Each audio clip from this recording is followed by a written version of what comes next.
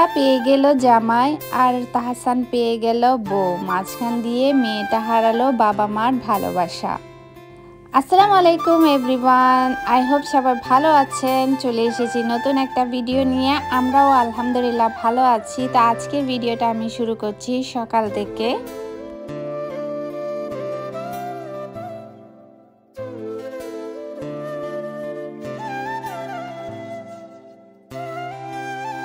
গতকাল রাতে গ্রোসারি কিছু শপিং করা হয়েছিল, ওগুলা গোছানো হয়নি, তো ওগুলা গুছিয়ে নিলাম, ফ্রুটসগুলা আর ছেলের স্ন্যাক আইটেমগুলা।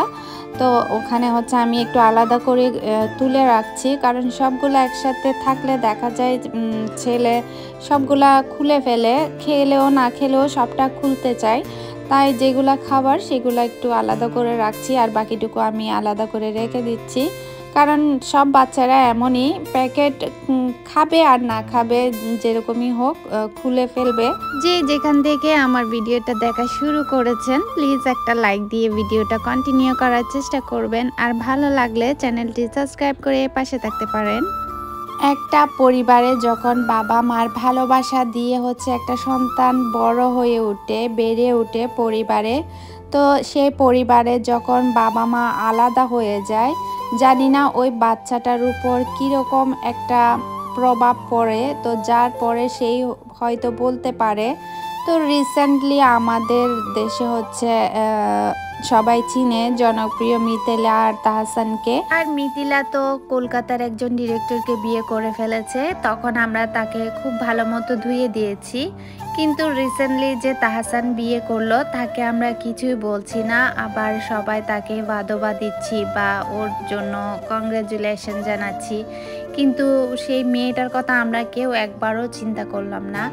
একটা পরিবারে যে বাবা মা একসাথে থাকবে, সন্তান বাবা মায়ের ভালোবাসায় বেড়ে উঠবে, সে হয়তো বাবা মার ভালোবাসা পাচ্ছে, আলাদা আলাদা পাচ্ছে, কিন্তু একটা পরিবার গড়ে উঠতে, একটা বাচ্চাকে গড়ে উঠতে যে বাবা মায়ের একসাথে ভালোবাসা বন্ডিংটা জানি না সে কতটুকু মিস করবে। কিন্তু প্রথম থেকে তার তো হয়তো ইচ্ছে আছে যে বাবা মাকে নিয়ে পরিবারটা গড়ে উঠুক, কিন্তু আমাদের সমাজে নারীরা এমন কেন বুঝি না যে সন্তান স্বামীকে ফেলে এমন কি স্বার্থের জন্য চলে যায় আমরা জানি না। আমরা বাঙালি নারীরা বলি যে সংসারের জন্য সব কিছু ত্যাগ করি, কিন্তু সবাই আসলে ত্যাগ করে না। আমরা যারা স্বাধীন নারী আছি, যারা ইন্ডিপেন্ডেন্ট, তারা কিন্তু সব কিছু মেনে নিতে পারি না। তো এজন্যই আসলে আমাদের সমাজে শিক্ষাটাকে বা মেয়েদের এস্টাবলিশ হওয়াটাকে সবাই ভালো চোখে দেখে না। কারণ দেখে না এই যে এসব কর্মকাণ্ডগুলো দেখলে কিন্তু দেখে না, বলে মেয়েদের বেশি পড়াশোনা করাতে নেই, বেশি চাকরি করতে নেই। আসলে এই ধরনের কিছু মানুষের জন্য মেয়েদের এসব থেকে, সব কিছু থেকে বঞ্চিত হতে হয়। তো যাই হোক, অনেক কথা বলে ফেলেছি।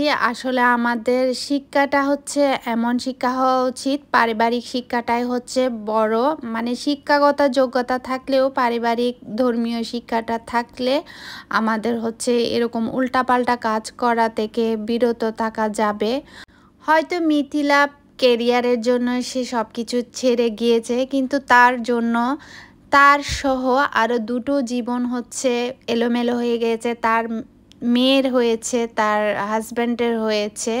তো যাই হোক, অনেক কথা বলে ফেলেছি। সবাই সবার পরিবার নিয়ে যে যেখানে আছেন, টাকা কম বেশি হলেও সব কিছু স্বার্থের উপর ছেড়ে দিবেন না। কিছু বিবেককে হচ্ছে কাজে লাগানো দরকার, আবেগকে নয়। তো এই যে এই জিনিসটা দেখতে পাচ্ছেন, এটা হচ্ছে গুড়, তবে শিশিরাপুর ওই যে উন্নত মানের অথেন্টিক গুড় না, আমি এখানে দুবাই একটা বাংলা বাজার থেকে আনিয়েছি। আমার আপুরা এত গুড়, এত শীতের পিঠা দেখাচ্ছেন, লোভ সামলাতে পারছি না। আমার কিন্তু শীতের পিঠা খুবই পছন্দ, কিন্তু আমি বানাতে পারি না বা কখনো একা বানানোর সাহসটা করিনি। যখন মা, শাশুড়ি, বোনরা বানিয়েছে তখন খেয়েছি, একটু একটু হাত টাত লাগিয়েছি এভাবে, কিন্তু একদম পার্সোনালি কখনো পিঠা বানাইনি। তবে আমার আপুদের পিঠা বানানো দেখে অনেকটা সাহস পাচ্ছি। কয়েকদিন আগে হচ্ছে মিম আপুর বাংলাদেশি ব্লগ মিম আপুর চ্যানেলে হচ্ছে আমি দেখলাম আপু অনেক সুন্দর করে ভাপা পিঠাটা বানাচ্ছে। তো আপুর ভিডিও দেখে একটু সাহস পেলাম যে একটু বানাই। তো যাই হোক, আমি কথা বলতে বলতে সন্ধ্যার দিকে চলে এসেছি কিছু গ্রোসারি আইটেম শপিং করার জন্য। তো আপনাদের ভাইয়ের সাথে চলে আসলাম। আর আমি গুড়টা সুন্দর করে হচ্ছে পলিথিনে র্যাপিং করে ফ্রিজে রেখে এসেছি। তো আপনাদের ভাইয়াকে বলেছি চাল আর নারিকেল আনতে। তো আমি এখানে দেখেছিলাম চাল আর নারিকেল, কিন্তু আপনাদের ভাইয়া বলল এখান থেকে নিব না। তো এখানেরগুলা হচ্ছে এরকম বক্সে করে দেয় আর কি। তো আপনাদের ভাইয়া বলল ফ্রেশ থেকে এনে দিবে, আমাদের বাঙালি যেগুলা বাজার আছে ওখান থেকে। তো লেমনগুলা দেখলাম অনেক ফ্রেশ। তো বিভিন্ন ভ্যারাইটি অফ লেমনস এখানে আছে। তো লেবু নেওয়া হয়, খাওয়া হয় অরেঞ্জ, যেহেতু শীতকাল। তো আমি অরেঞ্জ তো নিয়েছি, এখানে অন্যরকম আরেক জাতের হচ্ছে কমলা দেখা যাচ্ছে। তো এই যে, আর এগুলাকে আমরা মালটা বলি। মালটাগুলা আসলে ভেতরে খুব একটা জুসি না, একটু মানে ফসফসা টাইপের আর কি, ফাফা যেটা বলে সেটা। কিন্তু এখন কমলাগুলা খেতে ভালো লাগছে ইয়ের থেকে, মালটার থেকে। তো তারপরও আপনাদের ভাইয়া মালটাগুলা নিল। আর আমি ফ্রুটস খুব একটা চিনি না, আমি যেটা নিই সেটা ভালো পড়ে না। তো এখানে হচ্ছে দেখলাম রোজমেরি আছে। তো এগুলা একটু প্রাইস বেশি, যেহেতু সিজনাল না, তো এগুলা নিব না। আর এখানে আমাদের হচ্ছে যে ড্রাগন ফ্রুটসটা আছে, আমাদের দেশেটার রেডটা পাওয়া যায়, এখানেটা হোয়াইট। তো আমার হোয়াইটটা ভালো লাগে না, আমার লালটাই ভালো লাগে খেতে। আর এখানে ছিল পেয়ারা। তো পেয়ারাগুলা একটু নরম হয়ে গিয়েছিল, যেহেতু আমাদের ঘরের নরম পেয়ারা কেউ খায় না। তো যদি একটু কচকচা হয়, শক্ত হয়, তাহলে খেতে ভালো লাগে। তো এই জাতের পেয়ারাটাও নরম, কিন্তু এরপরে আমরা আরও দুবার এনেছিলাম, ওগুলা কিন্তু মাশাল্লাহ ভালোই পড়েছে। তো এখানে হচ্ছে সুইটকর্ন নিয়ে নিলাম। তো সুইটকর্ন আমার ছেলে একটু পছন্দ করে, ওর জানি না কর্নটা একটু পছন্দ। তো মাশাল্লাহ ও একটু খেতে চায় কর্নটা, তাই কর্নটা নিলাম।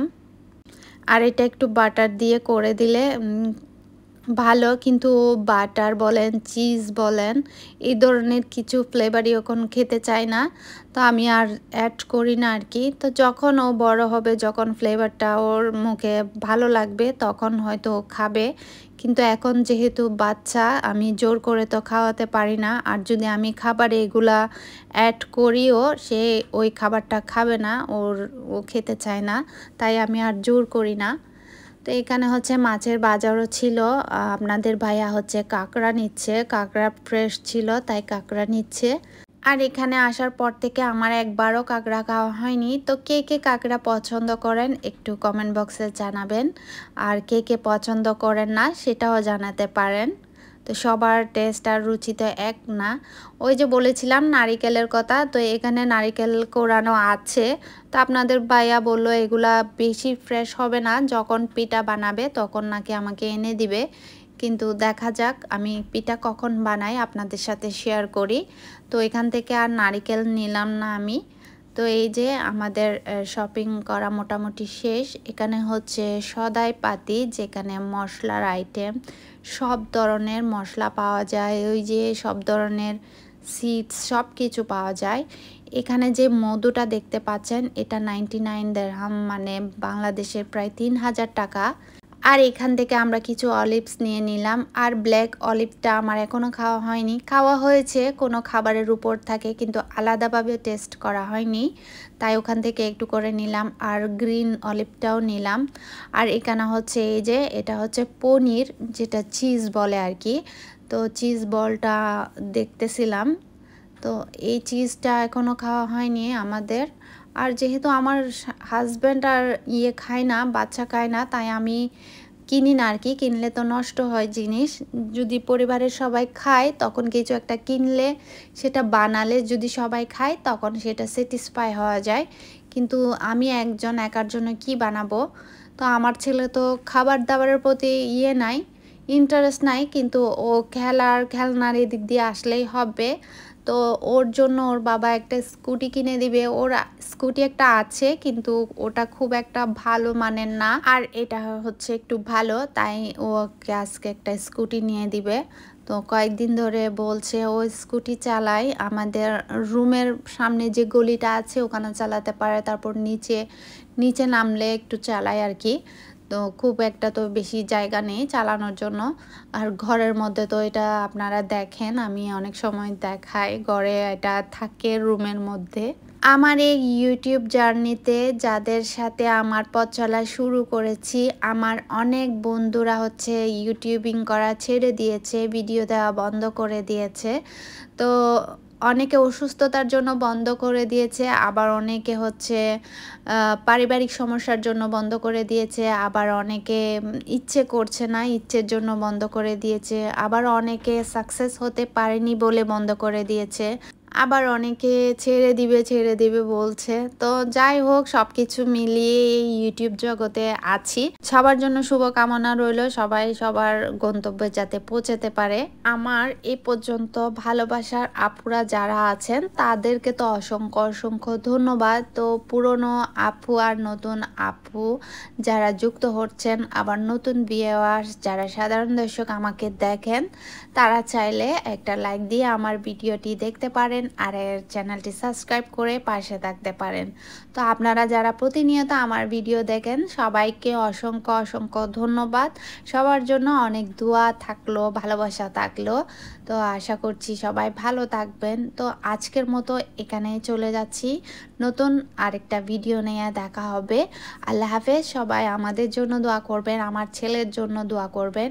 রিসেন্টলি আমার ছেলের জন্মদিন গিয়েছে আর কি। তো আল্লাহ যেন আমার ছেলেকে নেক হায়াত দান করে মানুষের মতো মানুষ করতে পারি। তো সবাই দোয়া করবেন, আর আপনাদের জন্য তো অনেক অনেক দোয়া রইল। তো আল্লাহ হাফেজ, আসসালামু আলাইকুম।